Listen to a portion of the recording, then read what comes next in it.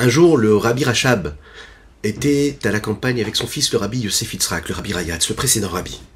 Il lui dit comme ça, un jour où tu n'as pas rendu service à un juif, une journée, il faut que tu pries à Kadosh Baruch Hu pour t'aider à te mettre sur la route d'un autre juif qui aura besoin d'un service. Un jour, on ne rend pas service à un autre juif. C'est un jour qui est sec. Les heures ont passé, et voici qu'arrivent dans ce village-là deux personnes, deux frères, qui venaient aider une autre personne de leur famille, qui était ruinée, qui avait besoin justement d'un service. Le Rabbi Rachab a regardé son fils, le Rabbi Yosef Yitzhak, qui lui a dit, tu vois, quand on prie à Kadosh Baruch Hu, on lui demande de nous envoyer un juif qui aura besoin d'un service, il nous l'envoie.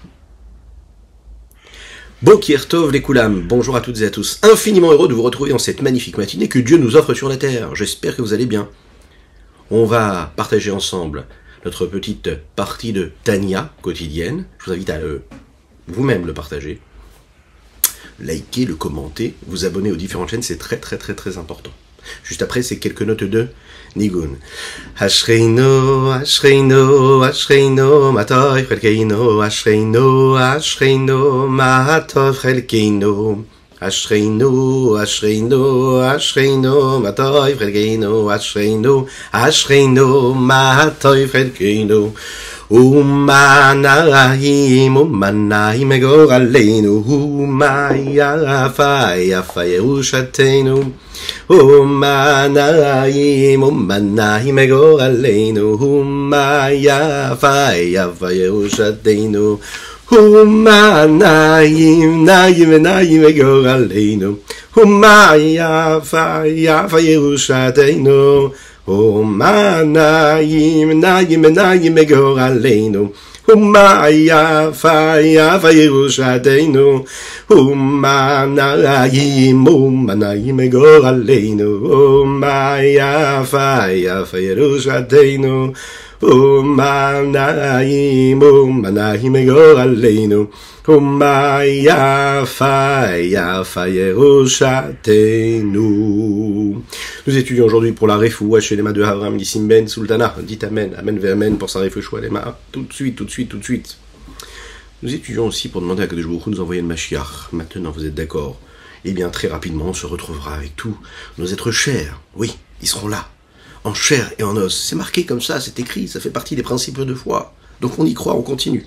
N'est-ce pas? Je dis ça pour la personne qui nous suit Baruch Hashem tous les jours, et qui se pose cette question, et qui se dit c'est quoi ce monde dans lequel nous vivons, c'est quoi cette obscurité, comment nous allons passer de cette obscurité-là à une clarté, à un monde éclairé de lumière, de présence de Dieu avec la venue de Mashiach. Eh bien la réponse elle est dans la Emouna, la confiance en Dieu. Parce que c'est ce qui nous permet de continuer, de bâtir, de construire ce monde-là, dans lequel on fait vivre l'infini du Saint béni soit-il. Le sujet que nous abordons d'ailleurs dans la Chassidoute, c'est la raison pour laquelle nous étudions cette Chassidoute. Nous avons le mérite, et nous devons remercier Kadosh Baruch Hu de pouvoir étudier cette sainte partie de la Torah. Leilou Nishmat Avihu Mori Rabbi Reuven Ben Isser Alav Shalom, ainsi que Leilou Nishmat le Rav Eliezer Nisedevitch Alav Shalom. Nous allons parler aujourd'hui d'une question, d'un sujet qui est assez important, sujet de base, qui a créé énormément de conflits intellectuels, et parfois plus que cela. Ça a dépassé le cadre d'une discussion philosophique, théorique. C'est la question du Tzimtzum. Qu'est-ce que ça veut dire le Tzimtzum? Qu'est-ce qui s'est passé quand Akadosh Baruch Hu crée le monde, et qu'on nous dit qu'il crée cet écran, ce Tzimtzum qui va cacher, voiler sa présence, de façon à ce que nous puissions supporter sa vitalité, sa présence, sa puissance, sa force. Vous allez voir comment le Rabbi Shlomo Zalman et la Chassidoute va apporter cette vision-là qui nous permettra de comprendre ce que le Harizal, le Rabbi Yitzhak Luria, nous explique et nous dit.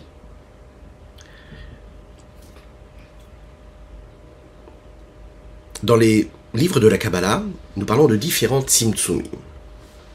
Tzimtzumim puissants qui ont eu lieu pour permettre à la lumière d'Akadosh Baruch Hu, la lumière de l'infini du Saint béni soit-il, de se révéler ici-bas et de créer, de donner la possibilité d'indépendance, quelque part, à ce monde dans lequel nous vivons. Le Tzimtzum, il est là pour permettre à chaque élément d'être ce qu'il est, de vivre indépendamment, sans disparaître face à l'intensité de lumière, de vitalité de Dieu. Dans ces livres de Kabbalah, dans lesquels nous abordons cette question-là, il y a un point commun entre toutes ces formes de tzimtzumim là, c'est que l'on parle d'une forme d'amoindrissement, d'adaptation de lumière, une lumière qui serait descendue à un niveau moins élevé qu'elle ne l'était à la base, un petit peu comme un rideau qui cache de façon partielle la lumière du soleil qui entre dans la pièce et qui permet en réalité à un peu de lumière d'entrer dans la pièce.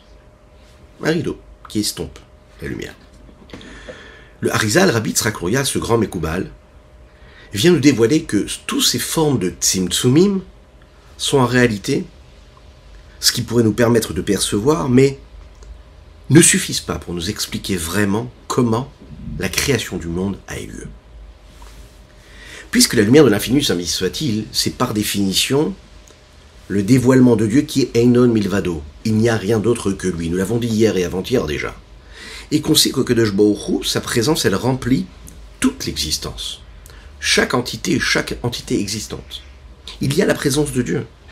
Donc en fait, la quantité de clarté, de lumière de l'infini du Saint béni soit-il, ne s'exprime qu'à travers cette dimension-là de Einon Milvado. Il n'y a rien d'autre que lui. Et donc elle ne donne de place pour rien d'autre, à part ce qu'elle est elle-même. Donc le monde, a priori, n'a pas de place. C'est la raison pour laquelle, on va l'expliquer ici comme ça tout de suite, en disant, cette lumière-là ne peut pas être une lumière, et ce tzimtzum-là, c'est pas qu'on a amoindri la lumière, mais c'est en réalité que cette lumière-là aurait complètement disparu. Hein, on va comprendre tout de suite. Qu'est-ce que ça veut dire? Akadosh Baruch Hu aurait retiré sa lumière, il aurait mise de côté, et de cette façon-là, il aurait laissé un espace vide, libre, dans lequel on aurait la possibilité de créer un monde lui indépendant. Un espace qui donne la possibilité à autre chose d'exister. Donc, l'existence des différents mondes. Ensuite, Akadosh Baruch Hu, il a ce que nous appelons, d'après cette explication des paroles du Harizal, il aurait fait descendre un petit faisceau, une petite ligne là, de lumière dans cet espace vide, ce que nous appelons, dans les termes de la Kabbalah, le cave. Et cette lumière divine, c'est celle qui va constituer la lumière qui se trouve dans le Seder Hitchachlut, cet ordre d'enchaînement des différents mondes dont nous avons déjà parlé. Atzilut, Briya, Yetzira, Asiya, etc. Dans ces 4 mondes-là, nous avons les 10 séphirotes qui, elles, vont être les outils, les moyens d'expression, les véhicules de cette lumière-là, à savoir Chochma Bina Da'at, Chesed Gvura Tiferet, Netzach Hod Yesod, Malchut.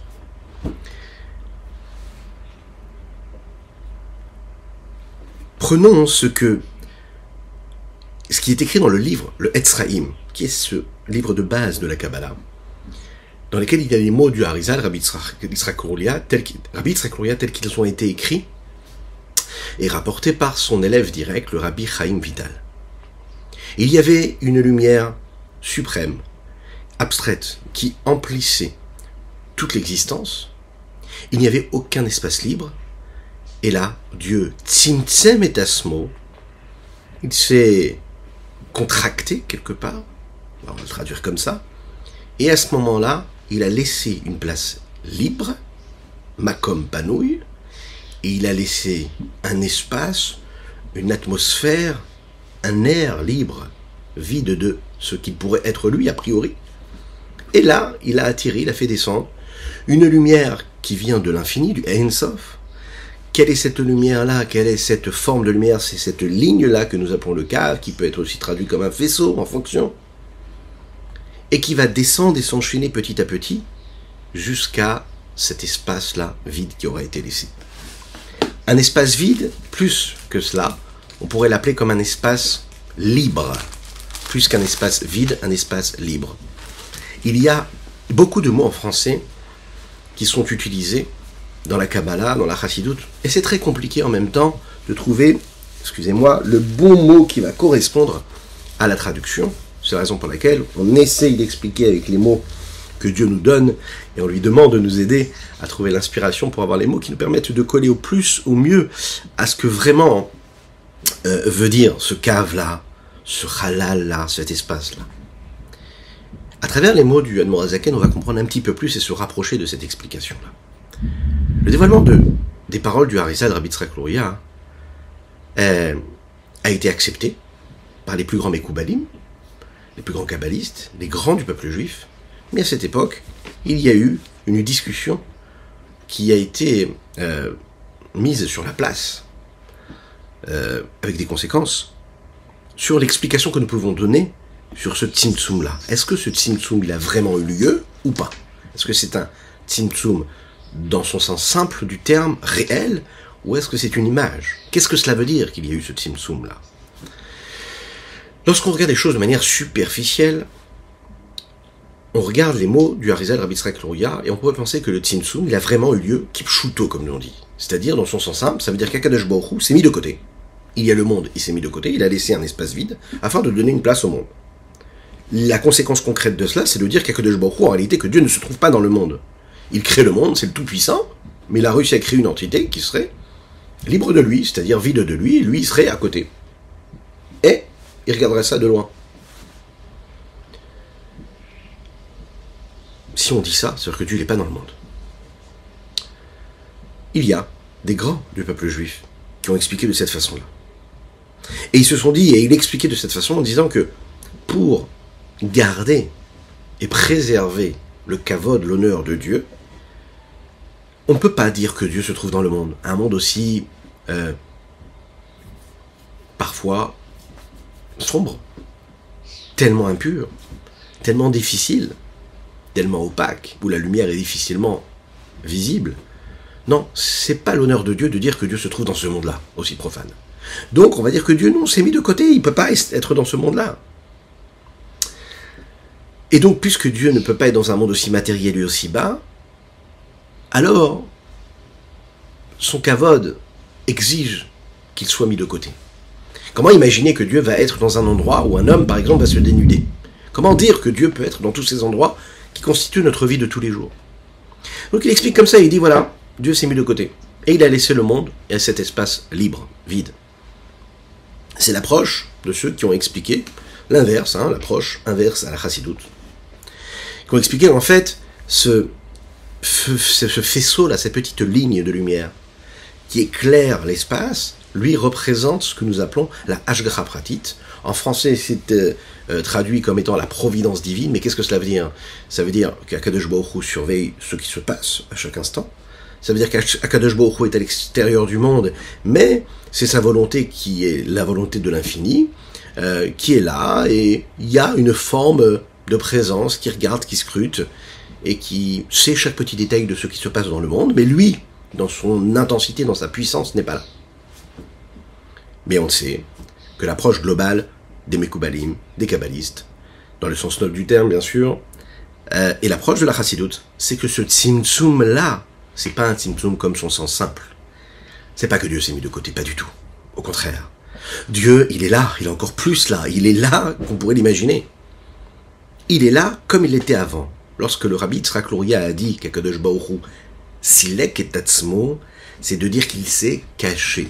Il est présent avec autant d'intensité, mais il est toujours aussi présent, mais il s'est caché. Il s'est caché. Akadosh Baruch Hu s'est caché, s'est voilé d'une façon totale par rapport aux créatures. De telle façon à ce qu'en réalité, comme l'expliquent les textes profonds de la Chassidoute, on n'a pas la possibilité de le voir avec nos yeux de chair, on n'a pas la possibilité de le ressentir, et c'est la raison pour laquelle il nous a donné cette possibilité de ne pas le ressentir, pour nous permettre d'avoir ce libre arbitre, et de cette façon-là de le rechercher et d'avoir la noblesse de le trouver. Le fait qu'il se soit caché et voilé n'est pas du tout contradictoire avec le fait qu'il soit là présent. D'accord? C'est pas parce que je ne le vois pas qu'il n'est pas là.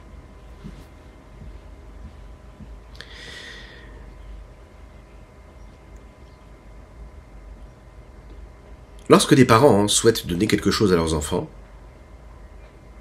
ils vont tout faire pour leur donner quelque chose qui corresponde à leurs besoins. Ce que je vais donner à un enfant qui a 14 ans, ce n'est pas du tout ce que je vais donner à un enfant qui a 10 ans. Et ce que je vais donner à un enfant qui a 10 ans ne correspond pas à ce que je vais donner à un enfant qui en a 6. Je vais adapter ce que je lui donne en fonction de ses besoins. Parfois, les parents décident de ne pas donner, ils se retirent. Quand ils décident de se retirer, c'est pas qu'ils n'aiment pas leurs enfants, c'est qu'ils décident de se mettre de côté afin que l'enfant puisse s'exprimer et exister sans ce qu'il leur donne. La plus grande des réussites dans l'éducation, ce qu'on souhaite à chacun d'être dans l'opulence matérielle par exemple, ou même spirituelle d'ailleurs, c'est de réussir à donner à un enfant quelque chose qui lui permettra de se développer, d'avoir cette indépendance. Il y a des moments dans la vie où on va tout lui donner, lui expliquer, on va lui mettre tout sur un plateau afin qu'il puisse se servir, mais il y a un moment, et c'est surtout là où la fierté des parents, la fierté des enseignants, la fierté des maîtres, c'est de voir leurs élèves, de voir leurs enfants évoluer avec leurs propres outils, leurs propres moyens. Ça ne veut pas dire que le maître ou le parent n'est plus là, c'est juste qu'il se met en retrait pour laisser la place à l'élève, pour laisser la place à l'enfant. Un parent qui est omniprésent, qui ne laisse pas la parole à son enfant, qui a la plus grande et plus belle leçon du monde à lui offrir. C'est un sage, un grand maître, un tzaddik. Mais quand il s'exprime, il ne laisse pas son élève être, exister. Il s'impose à lui. Il lui donne, peut-être qu'il lui donne, hein, mais il n'existe que lui, il n'y a plus de place pour l'autre. C'est ce qui se passe également dans le couple, dans l'éducation. Quand on va donner à un enfant une information, quand on va le laisser exister à travers cette information-là, il existe, il a une place. Ça ne veut pas dire qu'on n'existons pas. On lui a donné la place tout en étant là, mais en étant en retrait.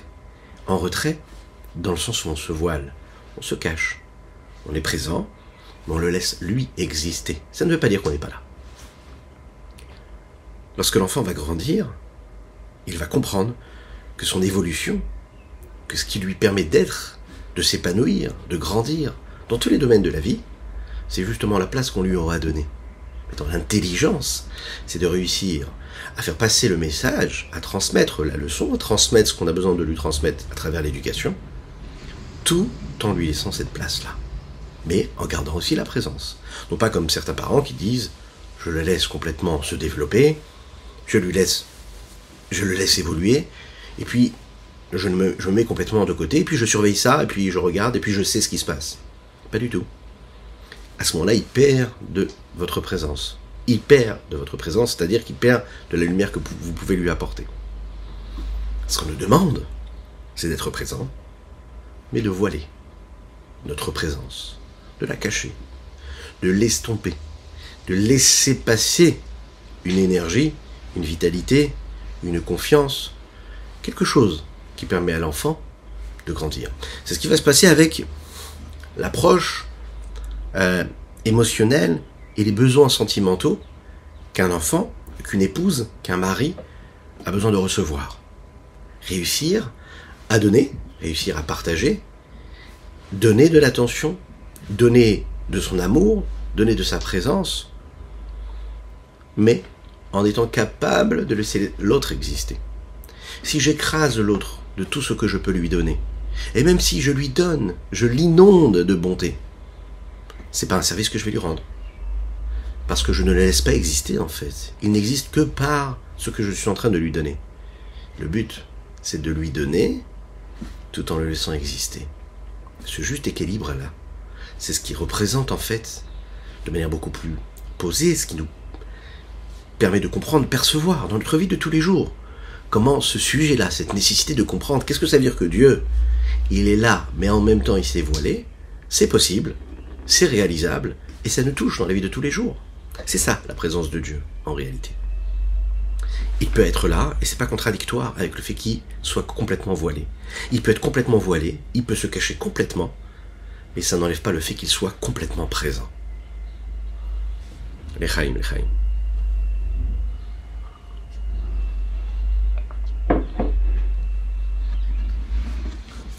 Il est dit comme ça dans les textes, Allo et Hashamaim vetaaretz animale. Cette approche-là que nous venons d'expliquer ici, c'est une approche qui est donnée dans les textes. N'est-ce pas? Le ciel et la terre, je remplis. Il est dit, Bello kol haaretz kevodo. Dieu remplit toute la terre de son honneur, de sa présence. Ani Havaya Loshaniti, nous l'avons dit hier. Je suis Dieu. Loshaniti, je n'ai pas changé tel que j'étais avant, je suis pendant et je serai après. Je suis le même, je n'ai pas changé. Ataou meshinivra olam, ataou achare shinivra olam. Tu es celui qui était avant d'avoir créé le monde, et tu es celui qui est là, présent, après avoir créé le monde. Alors on pourrait penser que cette approche-là, que cette idée du Tzimtzum, C'est une idée qui est juste kabbalistique, philosophique, qui est censée en réalité concerner que des personnes qui sont initiées à ces sujets-là et qui ne sont pas actuelles et qui n'ont pas de conséquences sur notre existence. La vérité, c'est que toute l'approche de la chassidoute, c'est une approche qui est comment voir et percevoir, comment vivre notre vie de tous les jours à travers justement la présence d'Akadosh Baruch Hu, sa réalité, cette réalité-là. Vous connaissez ce fameux dicton, on en a déjà parlé. Dieu est tout, tout est Dieu. Mais, puisque ce tzimtzum-là, il n'est pas comme son sens simple nous le dit. La Torah nous le dit ici, la Torah Tachassidut, elle nous explique qu'Akadosh Baruch Hu se trouve dans chaque endroit, et dans chaque chose dans le monde, et que la base, le fondement même de ce que chaque chose est constituée, ce dont il est constitué, c'est justement sa dimension divine, son infini. Le monde, ça n'est pas une entité qui se cache, et plus que cela, ce n'est pas quelque chose qui contredit la divinité qui en est sa vitalité première. Au contraire, le monde est créé par cette vitalité-là, il est cette divinité-là, et dans cette forme de divinité qui est une divinité infinie, il y a, puisque c'est infini, la possibilité d'être et de ne pas être dévoilé en même temps. D'exister, tout en étant voilé. Si je regarde les choses et j'interprète en fonction de mes limites à moi, de mon intellect limité, c'est la raison pour laquelle les grands, même des grands rabbins, des grands tzadikim à travers l'histoire du peuple juif, les plus grands philosophes à travers l'histoire, sont arrivés à cette conclusion-là. Parce qu'en fait, ils restent dans cette dimension-là qui correspond à leurs limites intellectuelles personnelles, à ce qu'ils peuvent percevoir. Alors oui, quand je me limite par rapport à ma capacité intellectuelle d'homme, d'être humain, en effet, je trouve pas ça possible qu'Akadosh Baruch Hu soit là et pas là. Pas là dans le sens voilé complètement. Mais si je comprends que je ne peux pas comprendre, et qu'en fait, il n'y a que celui qui est au-dessus de l'infini, et qui est aussi celui qui constitue le fini et les limites, qui peut lui régir le monde et être dans le monde tout en étant complètement voilé, dès l'instant où j'accepte cela, alors là je peux comprendre que Dieu, ça n'est pas du tout qu'il s'est mis complètement de côté, c'est qu'il est dans le monde.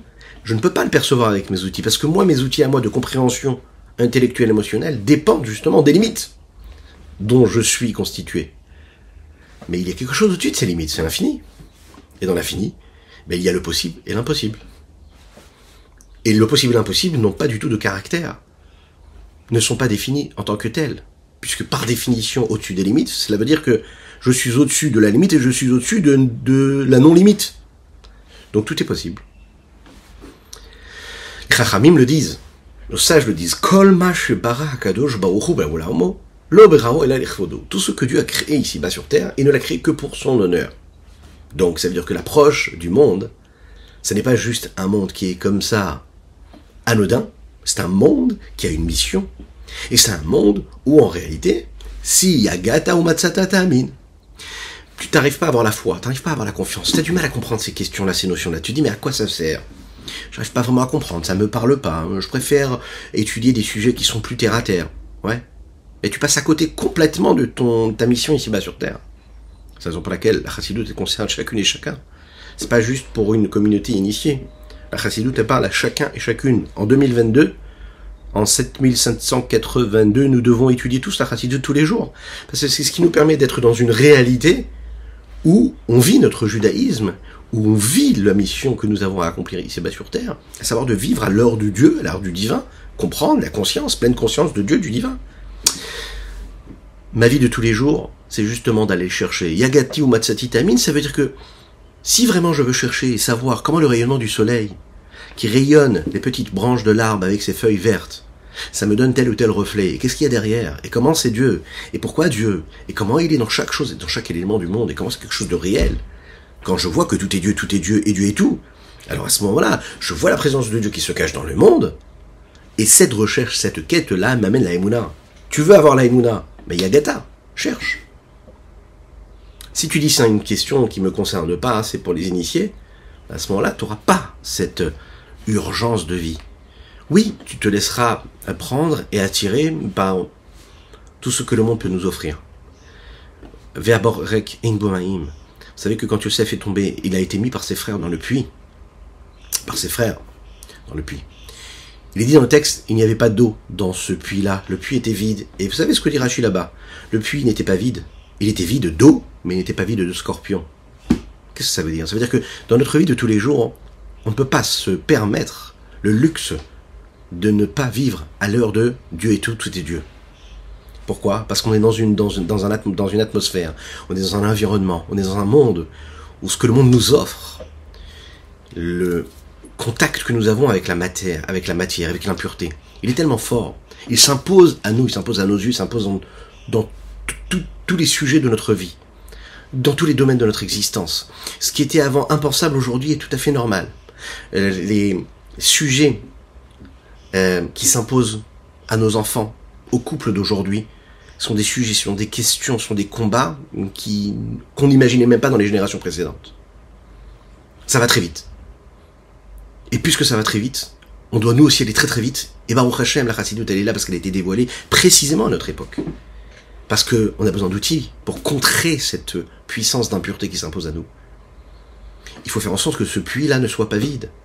Si on veut pas que, à la place de l'eau, il y ait des scorpions qui gangrènent notre existence, qui nous prennent complètement notre vie de couple, l'harmonie de notre famille, l'éducation de nos enfants, le niveau de spiritualité que l'on va donner, d'intensité, de sainteté que l'on va donner à notre existence, dépendra justement de cette recherche, de cette quête-là, de sens spirituel qui est étudier la Chassidoute, étudier la Torah, chercher comment Dieu est tout, comment tout est Dieu.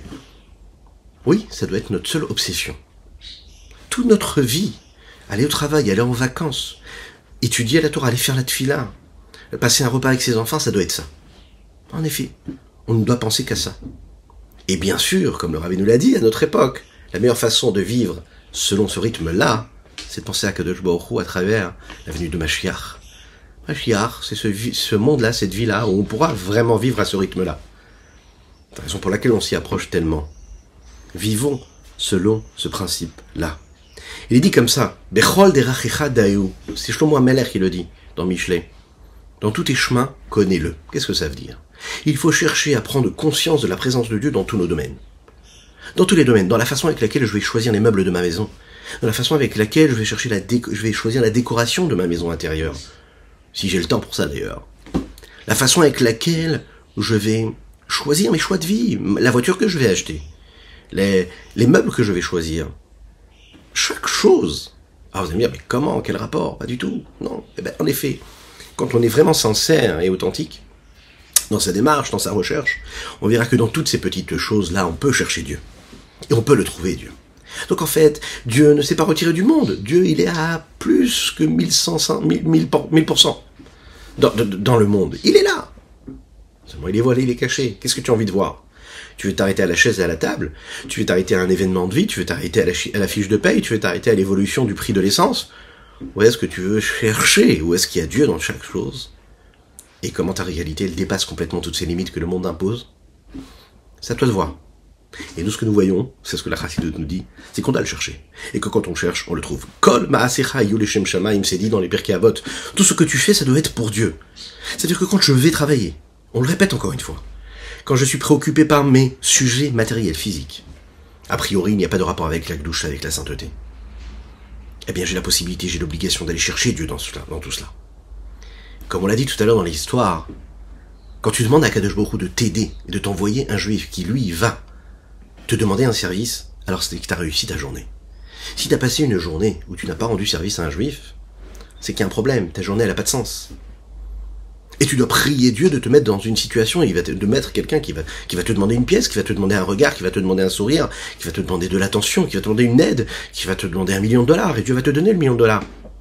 Comme cet enfant à qui le papa lui a dit, enfin il dit, ah tu sais papa, j'aimerais faire telle et telle chose. Un événement spirituel qu'il aimerait vivre. Et là le père lui a répondu, non mais tu comprends, les moyens financiers ne nous permettent pas.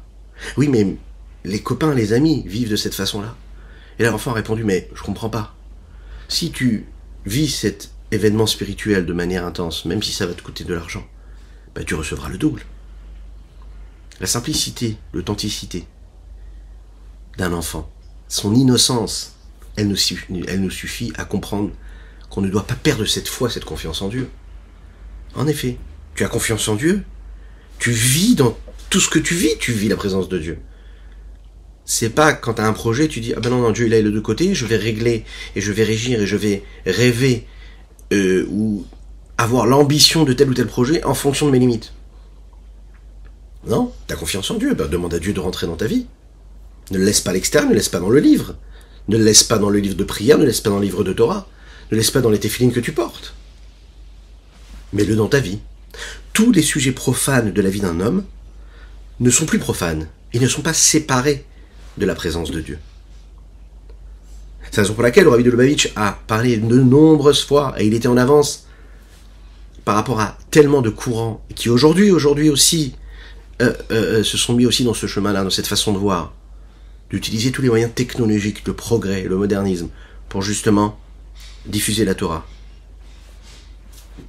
A priori, ce sont des outils qui pourraient paraître et qui étaient connus comme étant des outils qui étaient profanes, qui ont été utilisés comme il faut, à bon escient, que ce soit la radio à l'époque, la télévision, aujourd'hui, au Hachem, tous les moyens technologiques. En effet, ça peut être utilisé pour des choses négatives, profanes, mais on doit les utiliser justement pour la spiritualité et la sainteté. La preuve que cette approche-là de la chassidoute, c'est celle qui nous permet de comprendre que, justement, Kadesh Baruch Hu, tout est Dieu, Dieu est tout. Dans le langage du Rambam, le Maïmonide, on le voit quand il explique les Mishnayot. Précisément dans la Masechet Sanhedrin. La base de tout, c'est qu'Akadosh Baruch Hu n'a pas de corps, il n'a pas de forme. Il n'a pas du tout la forme de corps que nous, on pourrait imaginer. Et on l'imagine bien, il n'est pas du tout sujet à changement et altération en fonction de ce que ce corps-là peut ressentir comme nous pouvons le ressentir. Puisque Dieu n'est pas constitué de ce corps-là, donc en réalité, comme autant l'homme, quand il ressent quelque chose d'extérieur à son corps va le traduire, va l'interpréter, il fait chaud à l'extérieur, le corps va développer une défense par rapport à cette chaleur-là, ou pas, ou il va subir. En tout cas, ça aura une influence sur son corps, sur tous les membres de son corps, sur sa façon même de réfléchir, de penser. Une personne qui a très très très chaud, eh bien, son niveau de capacité de réflexion est amoindri. Un homme qui est dans un état physique, un homme qui fait de l'activité physique, qui respecte ce que le Rambam dit, et qui va tous les jours faire un petit peu d'activité physique, ouais, il dépense de l'énergie avec son corps, et bien il s'épargne énormément de choses négatives à accomplir. Comment ? Mais déjà pour son corps, il élimine les toxines, il se met en bonne santé, il est en bonne santé, il est encore dans un corps en bonne santé. Si un corps est en bonne santé, alors son esprit il est plus tranquille, il est plus serein. Mais même nos maîtres nous disent qu'un homme par exemple, qui fait attention à sa santé physique par exemple, il s'épargne d'avoir de l'énergie, un trop plein d'énergie, qui pourrait tomber où ça ? Dans la colère, qui pourrait tomber dans la recherche de ressentis physiques, matériels, qui pourraient parfois toucher l'interdit. Il y a de l'énergie, tout le monde a de l'énergie, et cette énergie-là, on doit la dépenser comme il faut.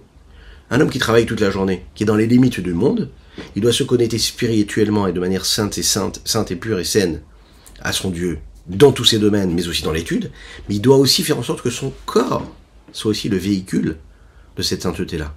Et il faut pour cela dépenser cette énergie-là, afin qu'elle affaiblisse même l'énergie physique qui aurait besoin d'être et voulu être utilisée pour quelque chose de négatif. Le négatif. Comment ça a des conséquences dans notre vie de tous les jours ? Et comment ça a des conséquences ? Et comment en réalité ça a un rapport avec, vous allez me dire, quelque chose d'aussi ésotérique, qui n'en est pas, philosophique, kabbalistique, qui est le fait qu'Akadosh Baruch Hu se soit mis de côté pour laisser le monde être tout seul, ou non, ou de dire qu'Akadosh Baruch Hu, il est toujours là, mais qui s'est caché, qui s'est volé. Et parce que justement c'est cela. Qu'Akadosh Baruch Hu, il ne soit pas touché, il ne soit pas influencé par ce qui se passe à l'extérieur, ça c'est sûr. Il n'y a aucune interrogation sur cela. Mais tout en étant, puisqu'il est le Tout-Puissant, pas du tout influencé par ce qui se passe à l'intérieur ou à l'extérieur, il est là, présent, avec toute son intensité, avec toute sa puissance, avec toute cette lumière. Regardons dans les mots ce que le Rabbi Shimon Zalman nous dit ici. Veine, Mikan, de là, de ce que nous avons étudié jusqu'à maintenant, Yashlavin Shigat Miktat Rachamim Beinehem, on peut comprendre la faute de ces sages-là qui, à leurs yeux, Hashem Yichaper Badam, que Dieu les pardonne, chez Shagou Vetaou, qui se sont trompés, qui ont fait cette erreur-là. Beiyona Bekidvar Arizal, quand ils ont étudié les paroles et les textes du Arizal, du Rabbi Yitzhak Luria, Ve'evinu, et qui ont compris Inyana Tzimtzum Amuskar Sham Kipshuto, qui ont compris le sujet même du Tzimtzum qui a été relaté un peu plus tôt, comme quelque chose, comme qui est comme son sens simple. Ça veut dire quoi? Shakadosh Baruchu Silekatzmo Mauto Chaz Veshalom Meolamazé, que Dieu se serait retiré, Chaz Veshalom, que Dieu nous en préserve de dire une chose pareille, de ce monde-là. Rak Shemashgiach Milmala Be'ashgacha Pratit, il serait juste là à surveiller d'en haut, avec une surveillance précise et particulière, Al-Kol Yitzurim Kulam, sur toutes les créatures, Asher Bashem Mimal Valat Ptachat, qui se trouvent dans le ciel ou ici-bas sur terre. Veine. Et voici donc. Chez Milevad chez Yefchar, Klal Lomar Igan et Simsum Kipshoto, chez Umimikre Agouf, eh bien, déjà, qu'on ne peut pas dire une chose pareille, c'est-à-dire, puisqu'il est impossible de dire que le Tzimtzum c'est comme son sens simple, ça voudrait dire que on parlerait d'une forme de limite qui correspond aux limites du corps que Dieu aurait pu avoir, mais Dieu n'en a pas. Donc si tu parles de cette façon-là, c'est-à-dire que tu interprètes Dieu comme étant une entité corporelle et limitée, à la Kadosh Baruch Hu sur la Kadosh Baruch Hu, Anivdal Mehem River Revavot Avdalot Adenketz, qui lui est séparé à des millions, des milliards de niveaux de séparation jusqu'à l'infini de ce que l'on pourrait comprendre et imaginer. Lechaim, lechaim.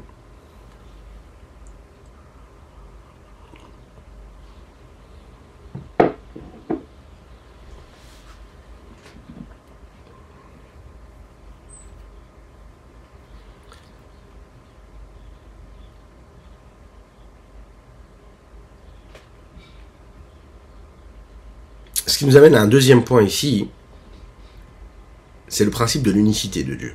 Ce que nous appelons Hashem Echad.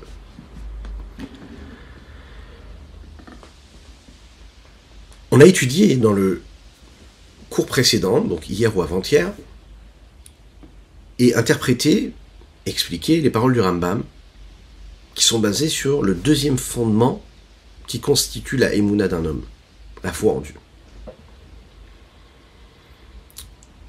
Dans ce texte, le Rambam nous dit que l'unicité de Dieu, c'est une unicité qui est abstraite, qui est simplifiée, unique, et qui n'est pas du tout une unicité qui comprend différentes parties qui auraient été assemblées l'une à l'autre, et à travers cet assemblage, permettent l'unicité d'une seule chose, comme différents éléments qu'on réunirait ensemble.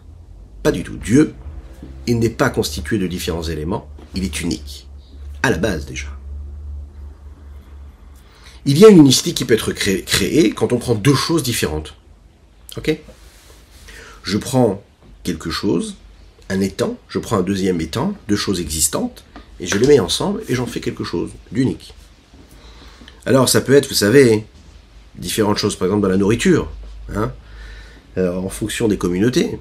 Si on est chez les Tunisiens ou les Marocains ou chez les Ashkénazes, quand on prend, vous savez, un peu de farine, et qu'on la mélange un petit peu avec des œufs, hein, si je fais des erreurs dans la recette, vous me le direz, il n'y a pas de problème, et qu'on on forme une forme de pâte avec, une pâte qui est molle, et puis dedans on va mettre un peu de viande, un peu de poisson, un peu de thon, on va faire une brique à l'œuf par exemple, une brique de thon, ou bien on va faire des crêpes chez les Ashkénazes, et on prend ça, on met dans une soupe, hein.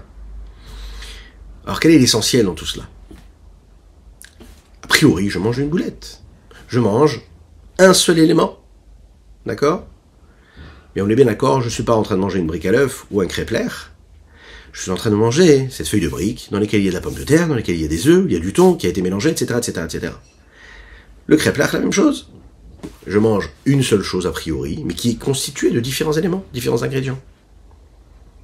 Eh bien, Dieu, c'est complètement l'inverse de tout cela. Tout en étant ces choses multiples, ça veut dire se révélant à travers la diversité de toutes les créatures, à tous les niveaux, eh bien ça reste une seule chose, l'unicité totale. Et c'est ça, la particularité que Dieu a, et on doit bien le comprendre, cela. Le fait de réfléchir à ces sujets-là, vous allez le voir et vous le constatez, vous me le dites d'ailleurs, dans vos témoignages, on se détache un petit peu de notre réalité. On prend une autre dimension. C'est la raison pour laquelle on étudie la chassidoute. Comprendre que les codes, les repères que nous avons physiques, matériels, qui constituent notre vie de tous les jours, les repères, les valeurs, notre façon de juger, de jauger notre vie, sans s'en rendre compte, eh bien, est totalement différent lorsqu'on comprend et lorsqu'on parle, lorsqu'on saisit, lorsqu'on analyse, lorsqu'on parle de cela, lorsqu'on étudie cela, lorsqu'on étudie la présence de Dieu. Lorsqu'on étudie l'unicité de Dieu, ça nous permet de prendre beaucoup de recul et de voir les choses d'une manière totalement différente. Quand on parle de ce postulat de base, qu'Akadosh Baruch Hu, ça n'est pas différents éléments qui se sont réunis, mais une seule chose, ça veut dire qu'Akadosh Baruch Hu est unique, avant, pendant et après. En haut, en bas, et partout à la fois.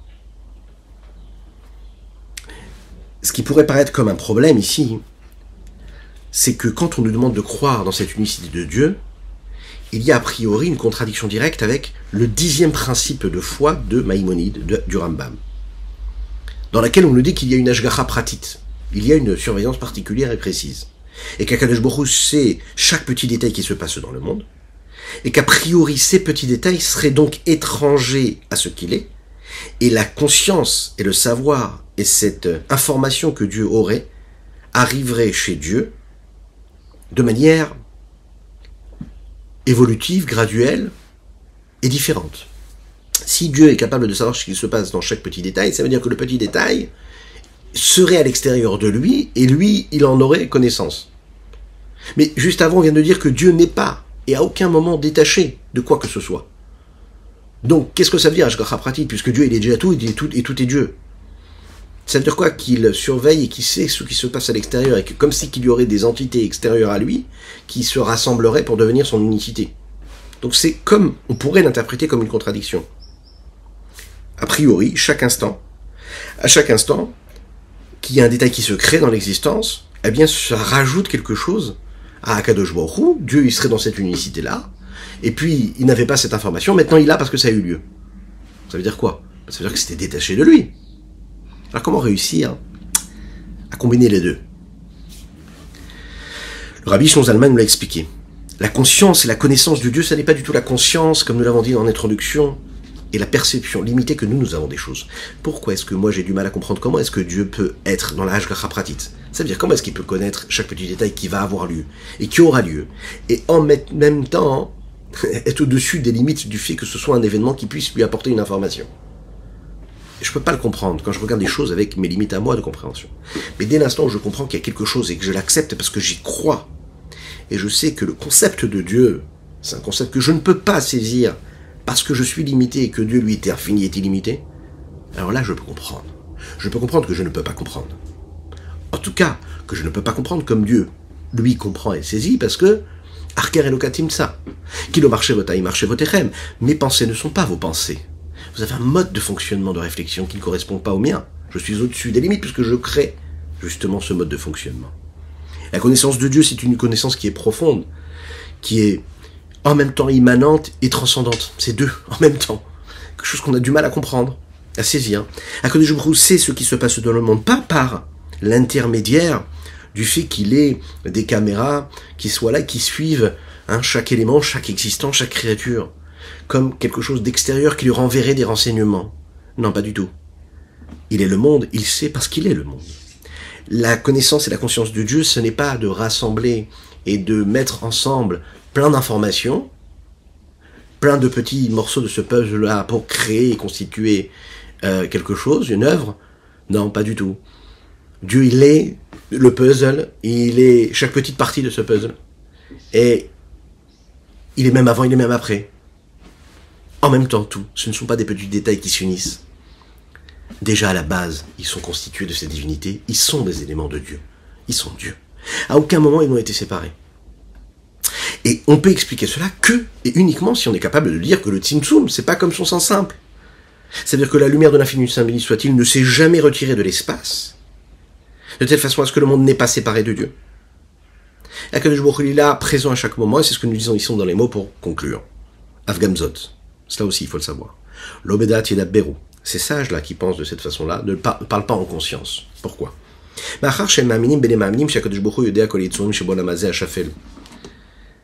Puisque eux, ils le savent, et ils y croient, et ils sont fils de croyants. Qu'Akadosh Baruch Hu sait tout ce qui se passe à travers chaque créature. Mais ça veut dire quoi il sait? Il sait, ça veut dire il est conscient. Une pleine conscience, réelle, intemporelle, au-delà de toute limite. Il sait ce qui se passe dans ce monde-là, ici-bas. Mashgiach Alehem, et il a cette surveillance sur eux, et il est présent en eux. Valkochar. On est bien obligé donc de dire En yediato otam mosifa boribouy chidush. La connaissance de Dieu, le fait que Dieu les sait, il les connaît, il sait ce qui se passe à travers ses créatures, elle ne rajoute rien de plus à Dieu. Il sait déjà, lui, tout ce qui se passe. Déjà avant que ça ait lieu, il est déjà la chose qui est su. Si l'on peut s'exprimer ainsi, il faut savoir que son essence, ce qu'il est, son savoir et sa conscience, quand on parle de Dieu, encore une fois, quand on emploie des termes aussi limités, qu'on emploie pour les hommes et qu'on emploie pour Dieu, c'est pour se rapprocher un petit peu de ce que l'on peut réussir à comprendre. Voilà ce qu'on pourrait dire sur notre Tanya du jour. Que Dieu vous bénisse et qu'il vous protège, qu'il inonde votre existence de bonté, de grâce et de miséricorde, de matériellement et spirituel, et qui nous aide à sortir chacun de nos limites pour voir la présence d'Akadosh Baruch Hu dans tout, partout, tout le temps, et justement qu'on puisse s'attacher à ce principe-là de non-limite. Parce que quand on sort de nos limites, c'est justement de cette façon-là qu'on se rapproche le plus de Dieu, d'Akadosh Baruch Hu. Il faut juste avoir cette émouna-là, cette foi-là, que Dieu nous accompagne dans tout. Et nous avons étudié donc pour la Refoua Shelema d'Avram Nissim Ben Sultana, que Dieu vous bénisse. Je vous invite à partager, c'est important ce cours-là. Partagez-le avec vos amis, partagez-le avec vos groupes WhatsApp, faites-le. On ne sait pas, peut-être une personne qui tombera sur un des sujets qui pourra le sauver. C'est ce qui est dit dans les textes. Et nous sommes en fait, vous savez, que des passeurs, des transmetteurs. Dieu vous bénisse.